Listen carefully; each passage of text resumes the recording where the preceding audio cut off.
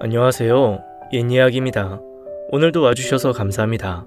옛이야기 채널은 사연 읽어주는 남녀 채널에서 지금은 삭제되어 들을 수 없는 21년도에 소개해드린 사연 중 베스트 사연만 뽑아 다시 읽어드리는 채널입니다. 구독과 좋아요 부탁드리며 오늘의 사연 바로 시작하겠습니다.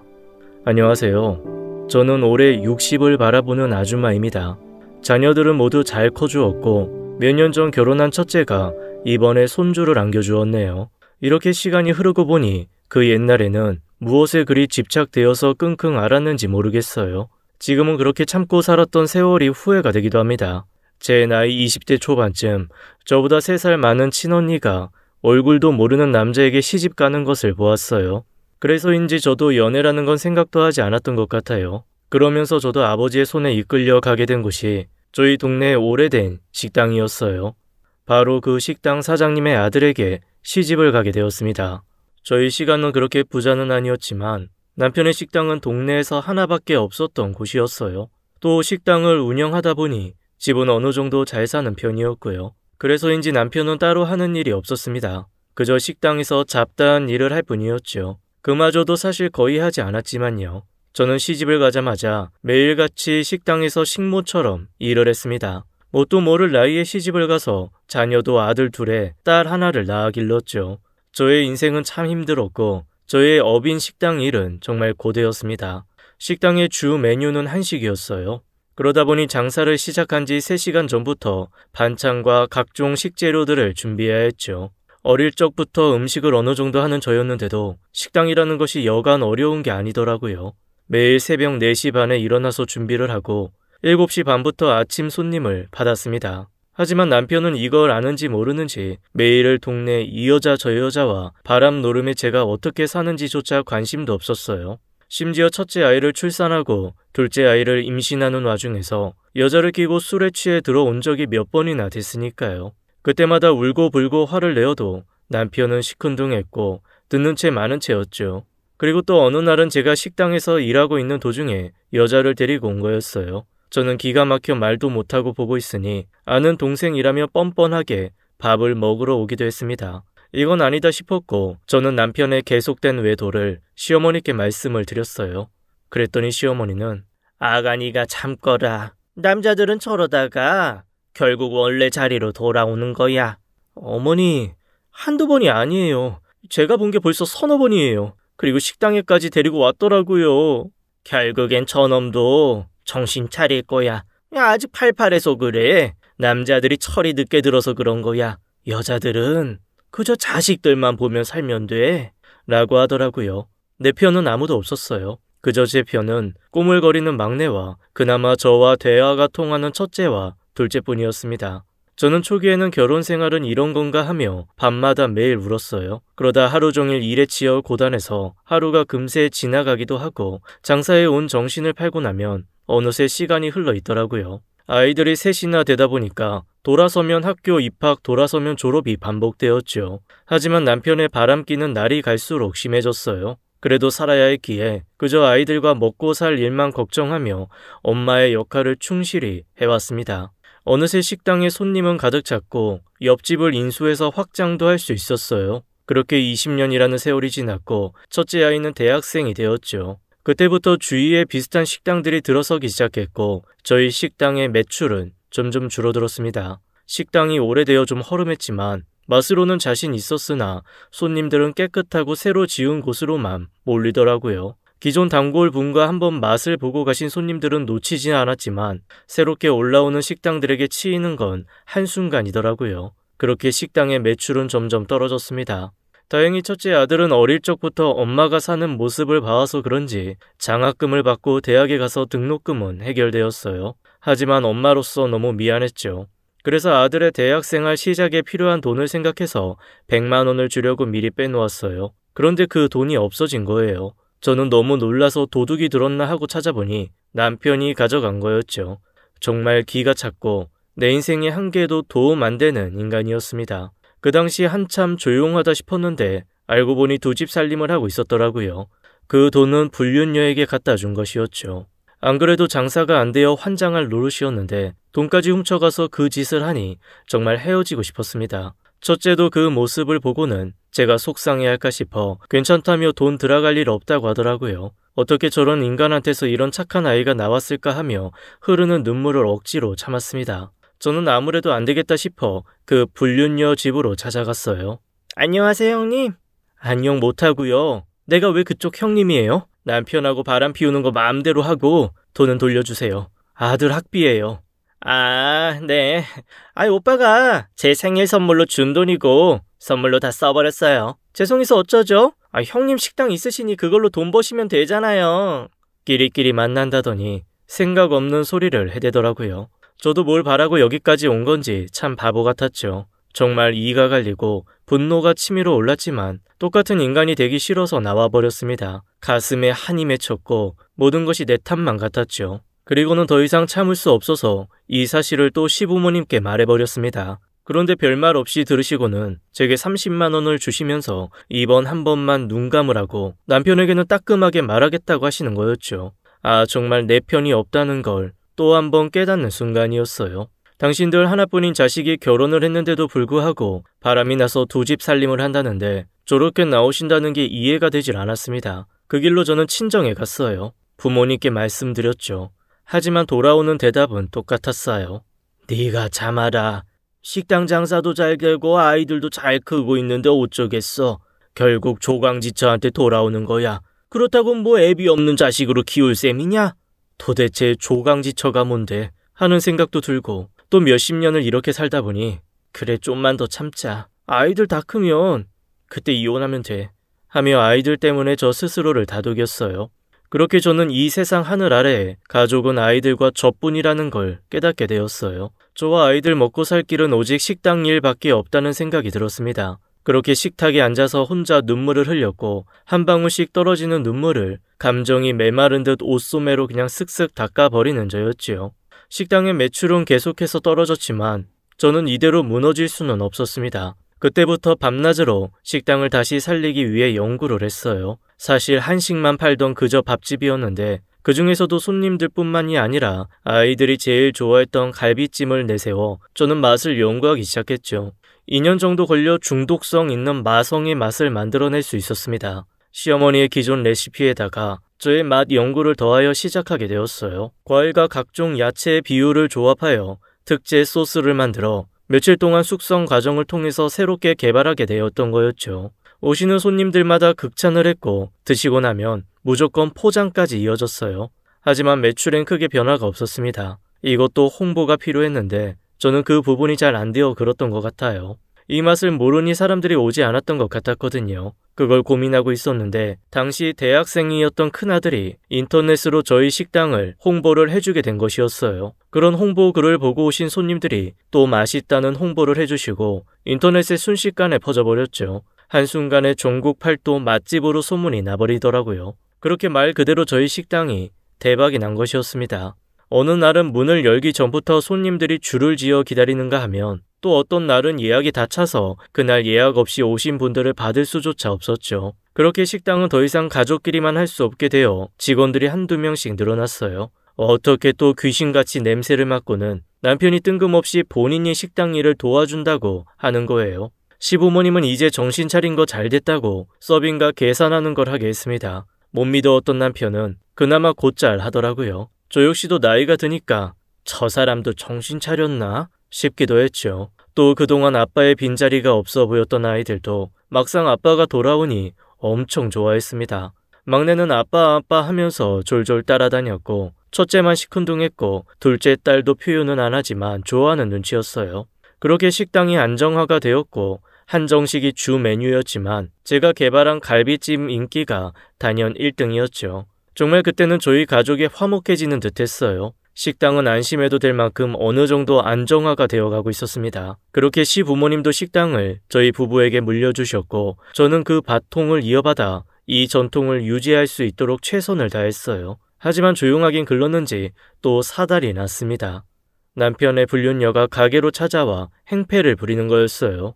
형님, 저 아시죠? 우리 오빠 어디 갔어요? 여기 와서 왜 이래요? 그쪽 오빠 여기 없고요. 나가서 말해요.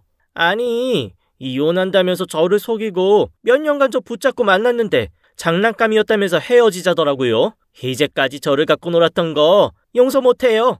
야, 여기까지 와서 이 난리를 왜 쳐? 아, 왜 이래? 당장 나가지 못해? 그래. 너 죽고 나 죽자. 일로 나와! 그렇게 한바탕 난리를 치고는 남편이 불륜녀를 데리고 나갔다가 몇 시간 후 돌아왔어요. 이미 오래전에 정리했다고 하더라고요. 근데 남편 자신과는 상관없이 불륜녀가 본인에게 매달리는 것뿐이라고 했어요. 자기는 이제 정신 차렸고 아이들과 가정에 충실하며 살겠다더라고요.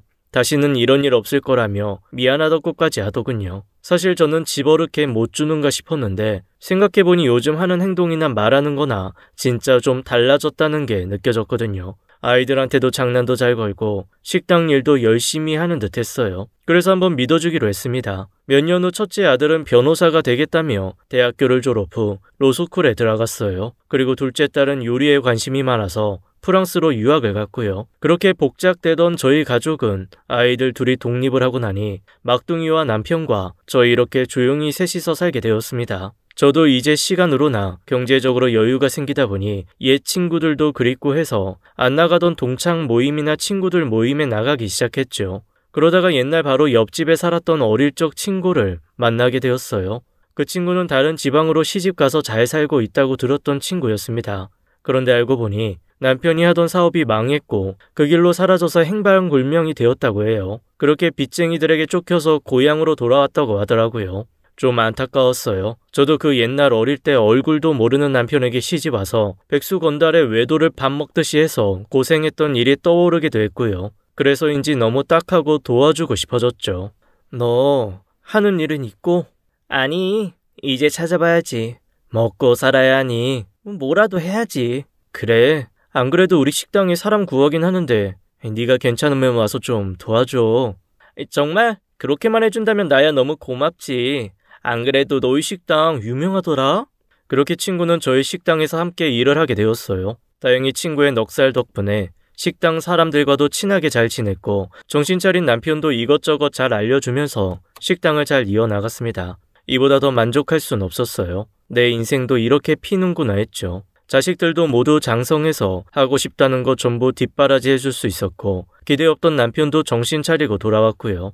심지어 고향의 친구도 함께 일을 하니 마음이 편안하고 든든했던 것 같아요. 남편이 이제 식당은 잘 돌아가니 그간 고생했으니 좀 쉬면서 취미생활을 가져보라고 권하더라고요. 이 사람이 저에게 이런 말을 한 적이 없는 사람인데 속으로 웬일이야?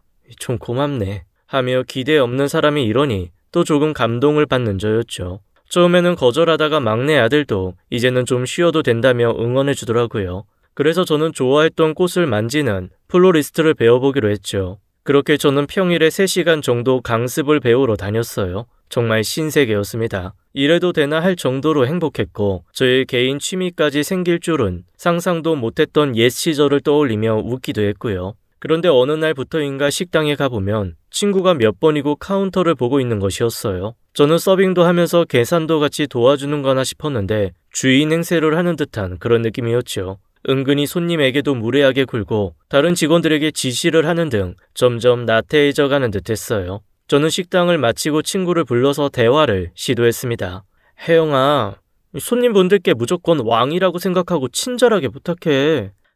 그러니까 네가 자꾸 당하는 거야. 쥐들이 싫으면 먹지 말라고 해. 아무리 그래도 우리 가게에 일부러 오신 손님들인데 그러지 말고 친절하게 해줘. 야, 네가 사장이면 사장이지. 손님이 무례한데 난 왜 예의를 지켜야 돼? 병령이야? 요즘 장사 그렇게 하면 망한다고. 그래, 당신 옛날 방식 좀 그만해. 이제 손님들도 달라. 맛집에 와서 먹고 싶으면 왕 노릇하면 안 되지. 우리가 안 팔면 그만이야. 맞아. 여튼 얘는 답답하다니까. 옛날부터 그랬어요. 그래, 당신 이만 올라가. 여기 우리가 정리하고 들어갈게. 떠밀리듯 집으로 오긴 했지만 아무리 생각해봐도 이건 아니다 싶어 다시 식당으로 내려가게 되었어요. 식당 간판과 안쪽에 불은 이미 꺼져 있어서 다들 퇴근했구나 하며 돌아서려는데 뒷골이 싸하더라고요. 식당 룸에 불이 켜진 것 같이 희미하게 뭔가가 보였기 때문이었죠. 남편인가 싶어 문을 열고 들어갔더니 아니나 다를까 안쪽 룸의 불빛이 희미하게 보였습니다. 저런 불이 없는데 하며 이상해서 문을 열었는데 저는 못 볼 걸 보고야 말았어요. 남편과 혜영이의 불륜 현장을 목격하게 된 것이었죠. 밖으로 들키지 않으려고 휴대폰 손전등을 켜놓고 누워서 스킨십을 하고 있더라고요. 저는 소리를 질렀고 둘도 깜짝 놀라서 저를 바라보고 있었어요. 어떻게 내 식당에서 이런 짓거리를 할 수 있는지 억장이 무너졌습니다. 역시나 저 사람은 인간이 아니구나 싶었죠. 오래된 친구의 배신감과 함께 남편의 3살 버릇은 저를 또 죽였습니다. 야, 서혜영, 네가 어떻게 이런 짓을 할 수가 있어? 미안하다. 그런데 어차피 너희 부부 남이나 마찬가지 아니었어? 그렇게 억울한 일은 아닌 것 같은데. 헤이, 옷 좀 입자. 문 좀 닫아. 왜 그래 당신? 내가 이러는 거 한두 번도 아닌데. 일단 진정하고 문 좀 닫아. 새삼스럽게 왜 이래? 이런 정신 나간 인간들을 만나 이제 뭐가 잘한 건지 뭐가 잘못한 건지도 구분 안 돼? 이제 정말 지친다. 너희들 내가 가만두지 않을 거야. 두고 봐. 그리고는 확 나와버렸고 눈에서는 눈물이 계속 흘렀어요. 슬픈 건지 화가 난 건지 저는 또 뭘 기대했던 건지 내 인생이 이렇지 뭐하며 자책도 했다가 후회도 했다가 하며 그날 밤 혼자서 죽도록 울었습니다. 그런데 방으로 막내가 들어오더라고요. 모든 걸 다 봤다고 했어요. 막내 아들은 친구들과 헤어진 후 식당으로 혼자 들어가는 저의 모습을 보고는 깜짝 놀래켜 주려고 조용히 따라갔다가 전부 다 보게 되었던 거죠. 가슴이 찢어졌습니다. 막내는 당시 남편의 인간 이하의 행동을 잘 모르고 있었거든요. 그런 추악한 모습까지 보여주게 되니 이제 이 남자와 인연을 이어갈 필요가 없다는 생각이 들었어요. 어차피 자식들 모두 성인이 되면 이혼하려고 생각했는데 정리를 해야겠다 싶었습니다. 다음날 그 정신 나간 인간들은 아니나 다를까 또 상식 이하의 행동을 했지요. 그 지경을 다 들켰음에도 불구하고 똑같이 출근해서 저에게 인사를 하더라고요. 이것들이 사람을 얼마나 깔봤으면 이렇나 싶었죠. 그 자리에서 저는 당장 나가라고 소리쳤고 이 와중에 남편은 또 그 친구를 감싸더라고요. 너희들 그런 행동을 하고도 뻔뻔하게 다시 왔어? 제정신이야? 또 왜 이래? 제발 공과 사는 구분 좀 하자. 당신은 학원이 나가보지 그래. 여긴 왜 왔어? 나가라는 거야? 여기 내 일터야. 네가 사장이면 이렇게 갑질해도 된다고 생각해? 나에게도 다른 일자리를 구할 때까지 시간이라도 줘야 되는 거 아니야? 나도 더럽고 치사해서 나갈 거야. 난 뭐 여기 있고 싶어서 있는 줄 알아? 아영아, 자기가 참어. 저 사람이 뭘 몰라서 그러는 거야. 당신 함부로 잘났다가 노동청에 신고라도 하면 어쩌려고 갑질을 해. 제발 공과 사 좀 구분 좀 하자. 에휴. 그래, 이것들이 경찰을 불러서 콩밥을 먹여봐야 정신 차리냐? 당장 나가지 못해? 김진수, 서혜영, 당장 내 눈앞에서 사라져! 저는 속이 텅 비어버리니 이성을 잃고 소리를 지르고 주변에 잡히는 것을 마구 던져버렸어요. 그러자 남편과 친구는 혀끝을 차며 나가버리더라고요. 정말 답답했고 이제는 더 이상 참지 못하겠다 싶었죠. 그 길로 저는 식당 문을 닫고 시댁에 가서 시부모님께 이혼을 선언했습니다. 시부모님도 사태 파악을 잘 못하시고 저를 혼내시더라고요. 남자들 다 그렇다는 말을 하시면서요. 저는 그간 있었던 이야기를 쭉 말씀드렸고 식당에서 한 짓도 모두 털어놓았죠. 그제야 저에게 사과를 하시며 이혼을 막으시려고 하셨지만 저를 막을 순 없었습니다. 그렇게 저는 아이들을 모두 불러 모았어요. 어느 정도 예상은 했는지 오히려 아이들이 잘했다며 저를 응원해 주더라고요. 그리고 첫째는 진작 했어야 하는 걸 우리 때문에 참고 이제껏 고생한 거 미안하다며 눈시울을 붉혔습니다. 둘째 딸도 아빠 없는 게 더 낫다며 그간 맘고생했을 저를 안아주었어요. 막둥이도 어릴 적부터 모든 얘기를 첫째에게 다 듣고는 왜 살았냐며 다시는 아빠를 보고 싶지 않다고 했죠. 아이들과 속내를 다 털어놓고 나니 마음이 한결 편안해지면서 후련해짐을 느끼게 되었습니다. 그렇게 저는 전문 변호사를 찾아갔고 남편에게 이혼을 선언했어요. 법원에서도 가정의 재산 증여의 기여도가 저임을 인정해 주었지만 혼인 지속 기간이 있기에 한 푼도 주기 싫었지만 재산 분할을 할 수밖에 없었습니다. 남편은 식당을, 저는 살고 있는 집과 위자료를 받았죠. 그렇게 모든 것이 끝이 났습니다. 그 길고 길었던 30여 년 동안의 저의 결혼 생활은 끝이 났어요. 허무하기도 했고 후련하기도 했죠. 그래도 아이들은 엄마 인생 브라보를 외치며 저를 늘 지지해 주었어요. 그동안 편안히 여행 한번 해보지 못하고 이렇게 늙어버린 저를 걱정한 아이들이 저에게 선물을 했어요. 우리 가족 넷이서 떠나는 여행이라며 비행기 티켓을 주더라고요. 저는 아이들과 처음으로 비행기를 타고 괌으로 여행을 갔습니다. 새벽부터 일어나서 타는 비행기도 설렜고 그 안에서 조식이라는 것을 먹고 아이들과 이야기를 하고 꿈만 같았죠. 도착했을 때 괌의 공기는 냄새부터 다르더라고요. 근사한 호텔과 식사, 그리고 텔레비전에서만 보던 수영장, 아이들이 엄마 이것저것 다 하게 해준다면서 일정을 빡빡하게 짜놨습니다. 일정을 소화하는 내내 감동의 눈물이 흘렀지만 아이들이 속상해할까봐 꼭 눌러 참았어요. 그 덕에 저는 매일매일이 호강이었습니다. 마지막 날 아이들과 파티에 나가게 되었는데 세상 이런 곳이 있나 싶을 정도로 재미있고 즐거웠어요. 딸아이가 준비한 똑같이 맞춘 우아한 드레스를 입고 아이들은 멋진 턱시도에 와인도 마시고 춤도 추고 시간 가는 줄 모르고 실컷 놀았죠. 그렇게 여행은 아쉬움을 남기고 끝이 났고 일주일 동안 찍은 사진만 몇백 장이 되었어요. 심지어 집으로 돌아오는 동안에도 다 보지 못할 만큼 추억을 많이 만들고 왔죠. 왜 이제까지 이런 걸 못 누리고 살았는지 앞으로는 종종 놀러 오자며 아이들과 약속했습니다. 잊지 못할 괌에서의 추억은 제 고단했던 인생에 대하여 보상받는 느낌이었죠. 그리고 저는 이제까지 해온 것이 식당 일이다 보니 또다시 음식 장사를 하고 싶었는데 둘째가 프랑스 가정 요리 식당을 함께 하자고 제안을 했어요. 그리고 저의 비밀 레시피인 갈비찜을 메인으로 내세우기도 했고요. 그렇게 준비를 천천히 해가고 있었는데 우연히 동네에서 동창을 만나게 되었어요. 정말 황당한 이야기를 듣게 되었지요. 아이고, 너 잘 살고 있지? 이제 뭐 식당 안 해? 솜씨 아깝다 얘. 안 그래도 둘째랑 식당 하나 하려고 준비 중이야. 너무 좋다. 왜 그렇게 붙잡고 살았나 싶어. 그래서 말인데 너 서혜영 있지? 걔 순정 거짓말쟁이더라. 소름 끼친다 얘. 왜? 무슨 일 있어? 얼마 전에 서혜영 전 남편을 아는 친구를 만났거든. 전 남편이 사업이 망한 게 아니고 그 기집애가 바람을 폈다는 거야. 그래서 전 남편이 이혼을 하고 쫓아내버렸다지 뭐야. 끼리끼리 만난다더니 또 이혼 잘했어. 그것들 어디 잘 사나 두고 보자. 정말이야? 그런 일이 있었어? 아이고, 걔도 어지간하다 얘. 그래. 그래도 얘 신은 있는지 네 전 남편 식당 완전 망하고 있더라. 정말이야? 전혀 몰랐네. 식당에 주방장이 바뀌니까 당연히 맛도 바뀌지. 그리고 서혜영이랑 허구한 날 돈이나 쓰고 다니는데 제대로 돌아가겠어? 식당에는 온통 알바생들만 돌리는가 보더라고. 알고 보니 남편은 정말 식당을 말아먹어버렸더라고요. 그렇게 몇십 년의 전통을 지켜왔던 식당이었는데 계속해서 잘 될 줄로 알고 식당 일은 아예 신경을 끄는 것이었습니다. 제가 시집가서 하나부터 10까지 제 손이 하나하나 안 간 곳이 없어 그 소식을 들으니 한편으로 마음이 좀 아프더라고요. 꼭 시집간 자식이 잘못 살아가는 마음이라고 할까요? 그리고 얼마 후 전 남편에게 전화가 왔어요. 식당이 망해가고 있다면서 갈비찜 비밀 레시피를 알려달라고요. 황당했죠. 이혼할 당시 그렇게 법정에서 잘났다며 뻔뻔하게 소리치던 사람이 이제 와서 이렇게 구걸을 하다니 전 말했습니다. 여보 좀 도와줘. 당신 이 정도로 정 없는 사람 아니잖아. 식당 아깝지도 않아?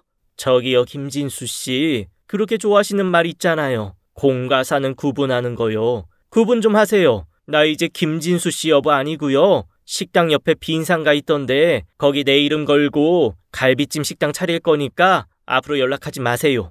후련했습니다. 한 방 먹인 기분이었어요. 저와 이혼 후 남편의 식당은 제 비밀 레시피가 없으니 당연히 맛은 변했고 남편 불륜녀의 식당 운영 개입으로 불친절한 것이 인터넷으로 순식간에 퍼졌다고 해요. 그렇게 사장이 바뀌었다는 소문이 퍼지니까 기존 단골 손님들까지 하나둘 발을 끊어버리게 되었던 거죠. 심지어 남편은 이런 상황에서 바닥이 보일 때까지 눈치채지 못하고 또 다른 젊은 여자들을 만나고 돈을 펑펑 쓰고 돌아다녔다고 했어요. 그걸 또 불륜녀 친구에게 들켜서 식당에서 머리를 쥐어뜯고 싸우는 등 아주 난리가 났다고 하네요. 이런 악의 구렁텅이에서 아직까지 제가 있었다면 어땠을까 생각만 해도 끔찍합니다. 진정 이제는 남의 일이라고 생각하니 헛웃음이 나기도 하네요. 왜 나이 먹고 저렇게 살까 안타깝기도 하고요. 그렇게 저는 제 머릿속에만 있는 황금 레시피로 준비했던 식당을 차리게 되었어요. 둘째 딸의 감각으로 식당의 인테리어를 하고 저의 레시피로 요리를 했고요. 막둥이가 인터넷에 홍보도 해주고 그야말로 십시일반으로 일이 진행되었습니다. 그런데 오픈한 가게는 문을 열자마자 문전성시를 이루었어요. 단골 손님들도 제가 하는 가게라는 걸 알자마자 동네에 순식간에 퍼졌죠. 그렇게 다시 저는 갈비찜 여사라는 별명도 얻고 지금은 행복한 나날을 보내고 있습니다. 그리고 이번 주 주말에 저희 둘째가 상견례를 해요. 첫째 아들이 함께 일하는 사람들과 자주 밥을 먹으러 식당에 왔는데 그때 직원 하나가 제 딸에게 첫눈에 반했다면서 그렇게 구애를 하더니 결국 결혼까지 한다네요. 저는 무식하고 배운 게 없이 살아왔는데 살다 보니 변호사 아들의 변호사 사이를 다 보게 생겼어요. 이런 날도 오네요. 지금은 우리 네 식구 똘똘 뭉쳐서 잘 살아보려고 해요. 다 털어놓고 나니 시원하네요. 저의 긴 글 읽어주셔서 감사합니다. 지금까지 옛 이야기였습니다. 끝까지 함께 해주신 여러분 감사드리며 저희는 다음 사연으로 돌아올게요. 감사합니다.